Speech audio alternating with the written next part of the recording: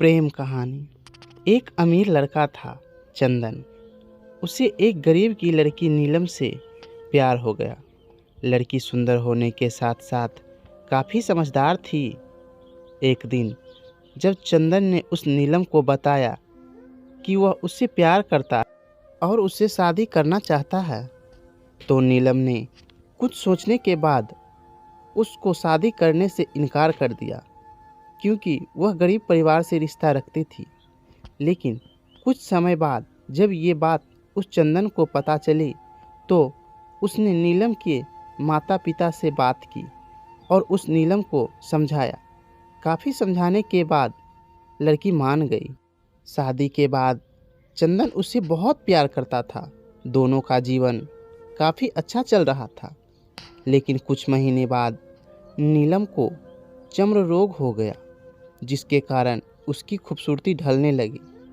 अब नीलम को यह डर भी सताने लगा कि उसकी खूबसूरती ढलने के कारण कहीं उसका पति उसे छोड़ ना दे। नीलम उस चर्म रोग को ठीक करने का हर संभव प्रयास कर रही थी। समय बीत रहा था और नीलम की खूबसूरती धीरे धीरे ढल रही थी। एक दिन वह चंदन एक काम से दूसरे शहर गया। चंदन जब वहाँ से वापस आ रहा था, तो उस रास्ते में एक कार के साथ एक्सीडेंट हो गया। उस दुर्घटना के दौरान चंदन की आंखें की रोशनी चली गई। इस दुर्घटना के कुछ समय के बाद उनका जीवन फिर से सामान्य और सुखी बीतने लगा। वह लड़की चर्म रोग की वजह से दिन प्रतिदिन कमज़ोर और बदसूरत होती गई, लेकिन पति अंधा होने के कारण उनका जीवन ठीक ठाक चल रहा था और दिखाई ना देने के कारण चंदन उससे पहले की तरह प्यार करता रहा। कुछ सालों बाद बीमारी के कारण नीलम की मृत्यु हो गई।